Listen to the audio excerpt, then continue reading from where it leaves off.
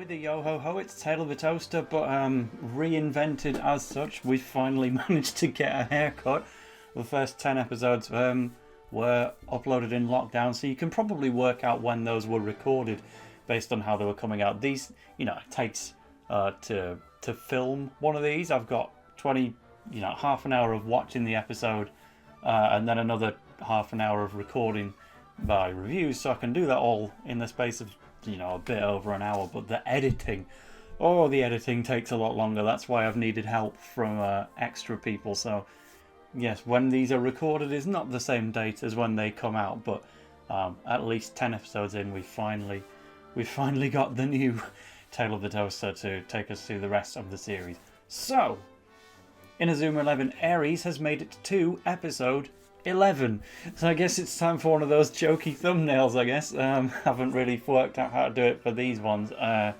Well, that's the job for me, I guess. But yes, we're on episode 11, and this is mainly going to be an exposition episode. We've not technically got any matches in this one, except we kind of also do, but we'll go through that in a moment, actually.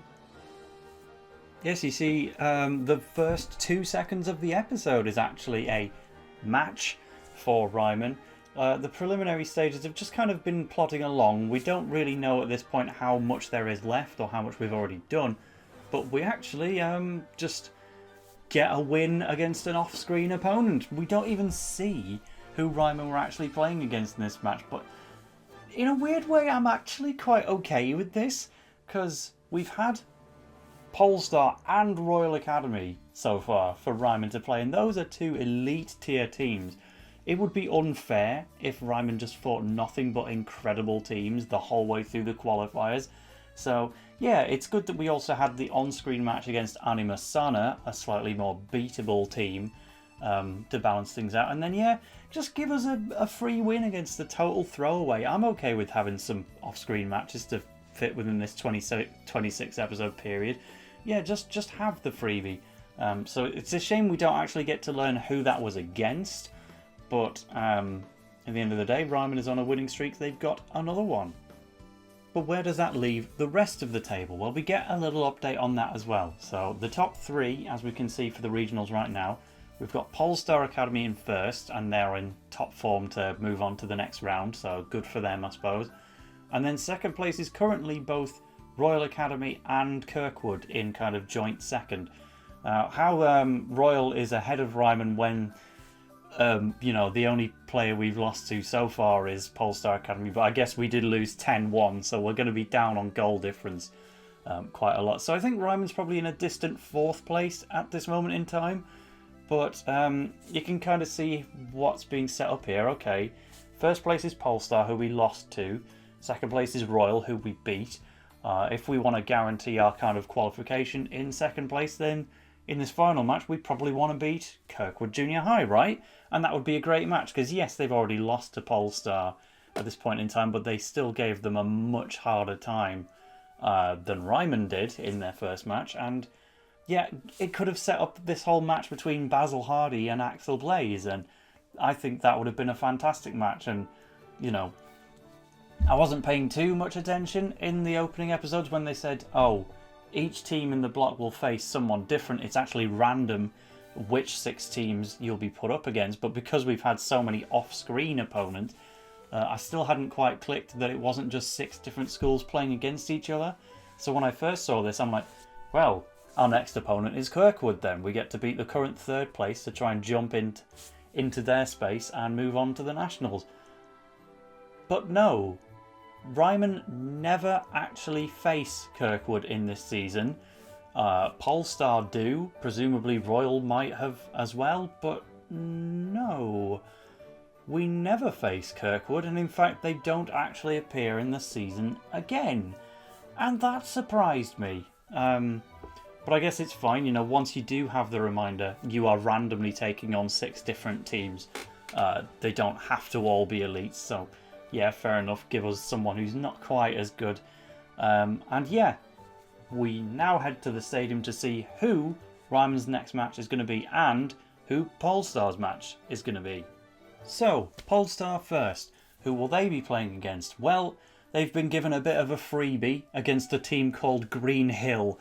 And yeah, the Sonic team must have jumped in on this one, because you just can't get rid of Green Hill Zone, eh? Whether it's a desert wasteland in Sonic Forces or just appearing for the 50th time in generations, Green Hill is here yet again. Presumably for Polestar to flatten. Elliot doesn't even go on the pitch. He says, "Why would I play against a weak team like those?" I can't do the Elliot hair thing anymore. You'll have to imagine that one. But yeah, we don't even see Green Hill on screen, and in fact, they don't even play because they all got the flu and withdrew. Okay, sure, why not? But surprisingly, although we're not going to see them play, they do actually exist. Here is a picture of Green Hill Junior High, or Midorigaoka, I think, something like that was their Japanese name. It's not quite Midorigaoka, but Midori is Japanese for green, so some kind of connection to Jordan Greenway.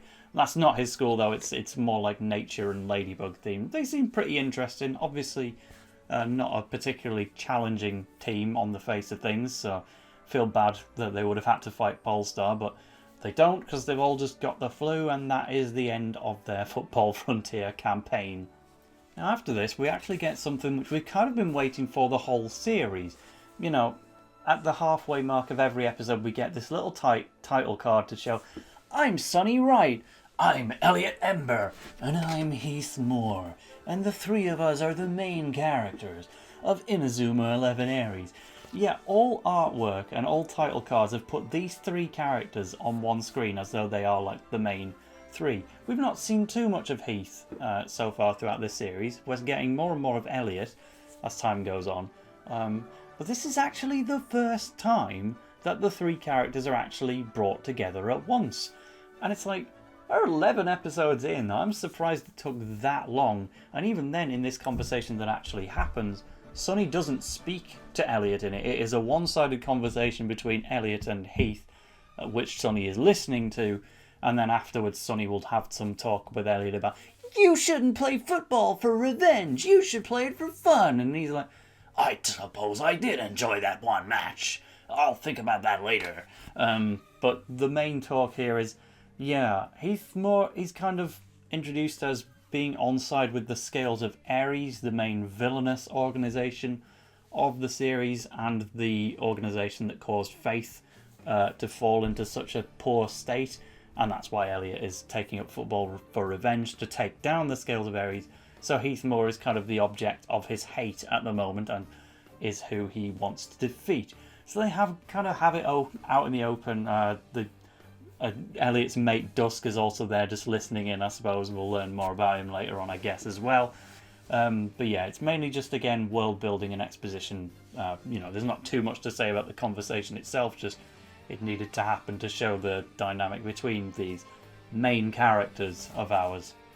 Alright, so Green Hill is not going to be taking on Polestar. Who is Raimon going to be facing in their final match of the Football Frontier qualifiers? Well, apparently no one so far. Just after it's announced that Green Hill is dropping out of their match because they got the flu, Sonny also gets a call from his captain, Maxime, to say, "Our opponent, so-and-so, was caught cheating on an exam, so they've also had to withdraw." And I'm like, one guy cheated on an exam, so the whole team gets disqualified. That seems a bit unfair. Just kick off that guy and then let the rest of the team play.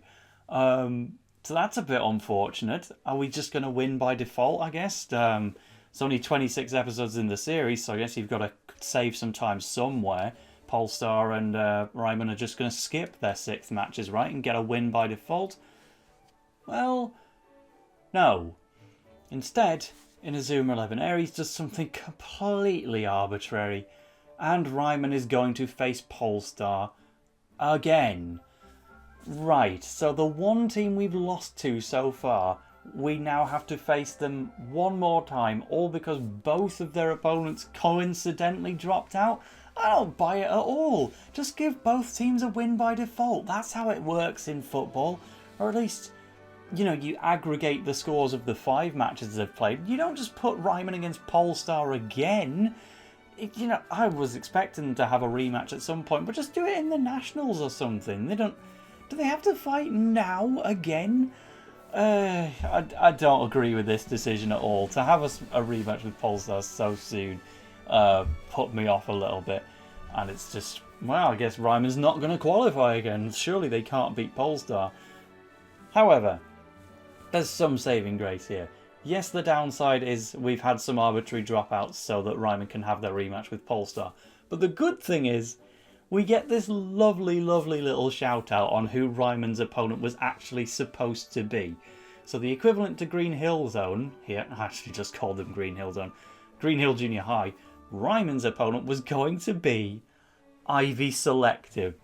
And that's a name familiar to players of Inazuma 11 Go, where in the Nationals, that was supposed to be Raimon's opponent in the third round, before Fifth Sector changed up the draws so that Raimon would have a more challenging opponent to try and get rid of them, and then Raimon would put up against Royal Academy, while Ivy Selective just went on to go and lose against Pirates Cove Merchant Marine Academy. I always like to do that full dub name just for the sake of it. I mean, if Davy Jones is appearing in the Great Road of Heroes trailer, then I can at least put the respect on his team and give it the full name. But the point is, Ivy Selective are this team in Inazuma history where they are known for being Raimon's opponent that gets switched out.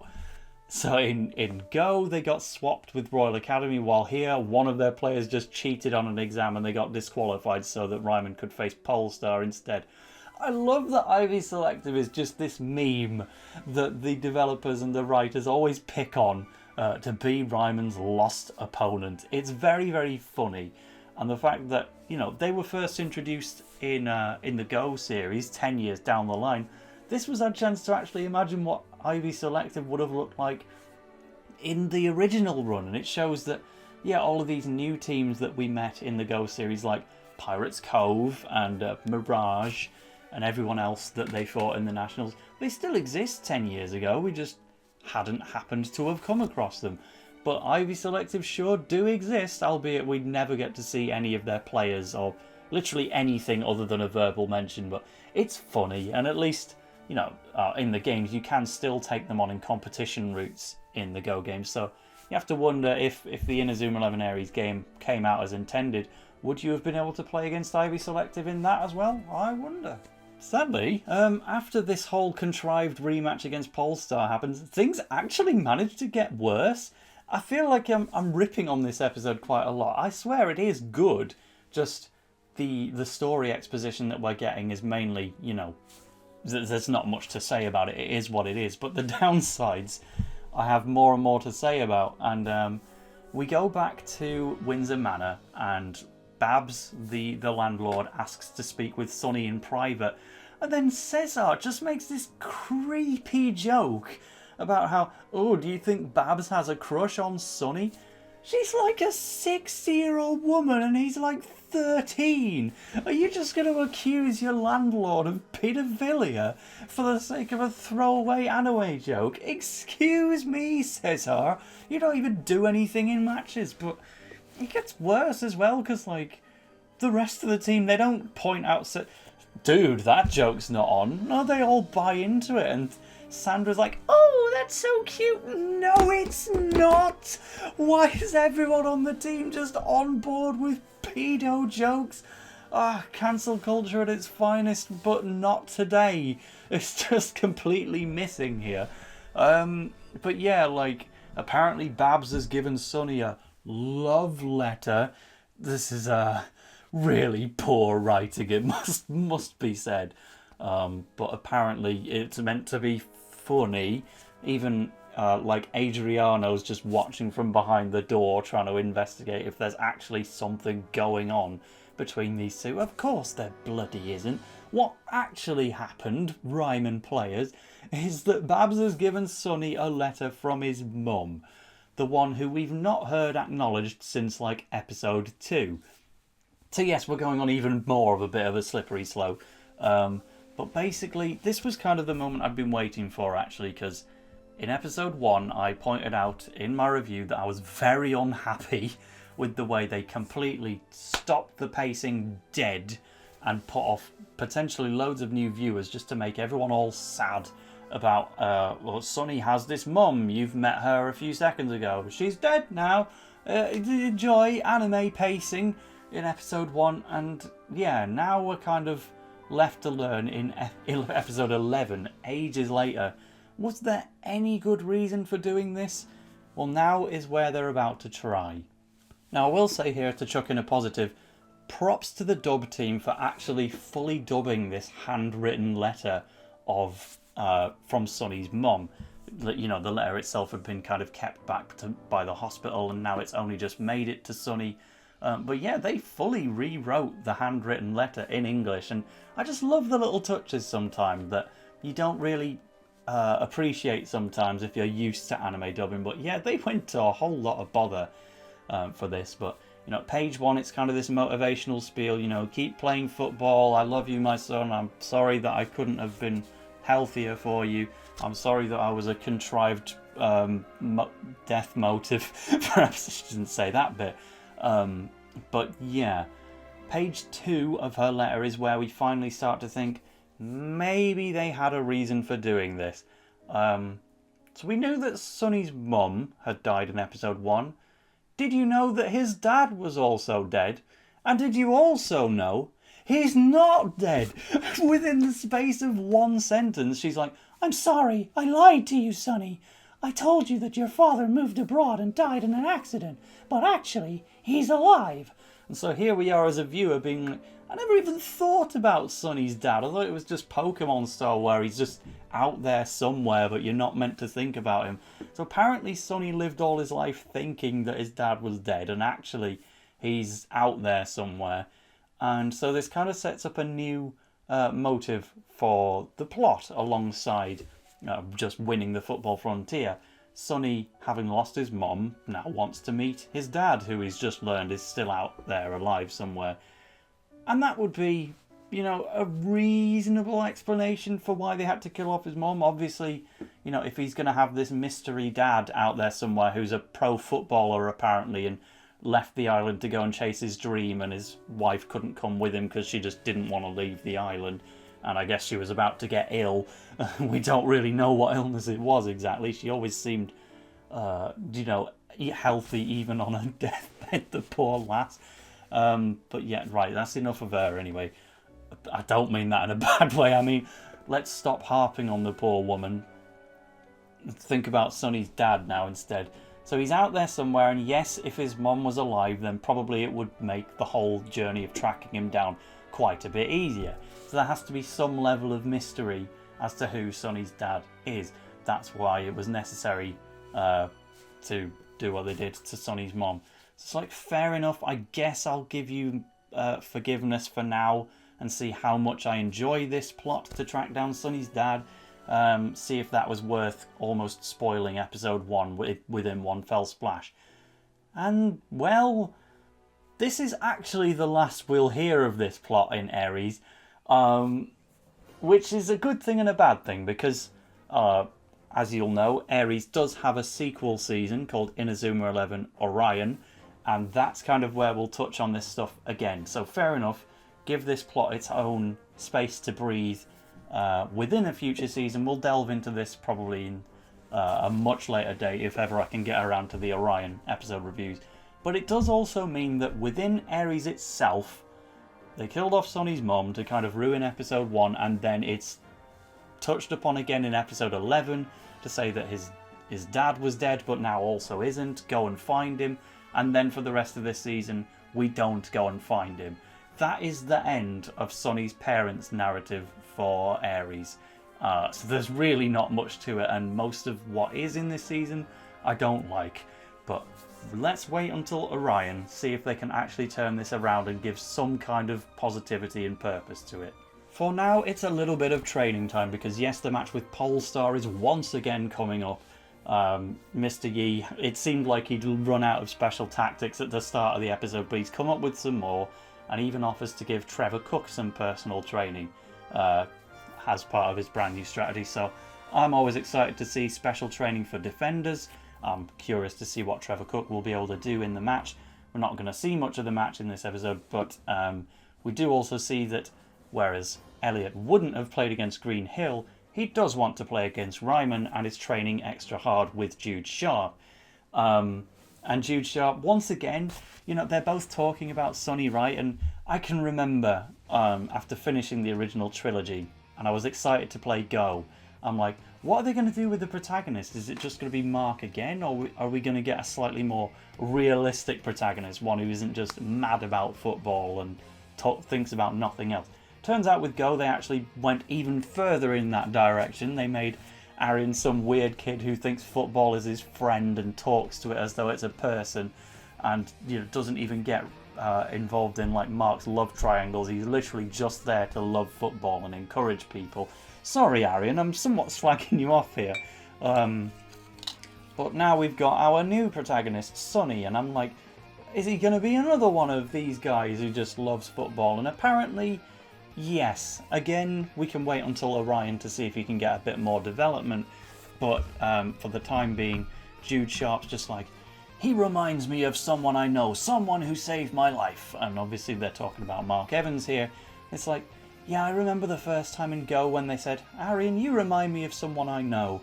And now it's Sonny, you also remind me of someone I know. So basically, yes, Inazuma only knows how to do protagonists as Mark Evans, but again, until Great Road of Heroes, apparently, that might have a completely different protagonist, this manager dude with his tragic backstory. There's also a really funny line, let me get the exact one. Yeah, Jude Sharp says, that light Sonny gives off, it's almost as bright as the sun. And it's like, yeah, if you didn't get the pun in Sonny's name by now, Sonny Light, Sonny Right, the show just decides to explain it for, it basically mansplains it for you. Yes, here is this line that fully explains it. Thank you, Jude. And Elliot's just like, I want to beat up that dumb kid in football. And you know what? I'm cheering for you to do it. Just get out there in the match and do it. And well, he actually does. You're going to have to be Elliot today. So here's the start of the match. I'm Sonny. I'm Elliot. Whistle goes off. Elliot has possession. Boof. And he scored. From the centre circle in the first 2 seconds, Elliot scores a match as kind of a callback to how Basil got that surprise goal against Polestar in their first match. This time Elliot's just like, doink, and scores a goal in the first 2 seconds. And it's quite funny. And that's the end of the match for this episode. Yeah, episode 12 is when we will properly see Raimon take on Polestar Academy with a 1-goal deficit. But for now, yes. I may not be happy that they're having the match this soon, or for such contrived reasons, but at the very least, I'm excited to see what happens in the match itself. So we will see that in episode 12. For now, this has genuinely been a good episode. I know I've ripped on it a lot, but the bits that are good are just kind of objectively good with nothing in particular to say about them. And then, the stuff with his mom is left kind of unresolved for now, but it is necessary for the future, so we'll just see where that goes.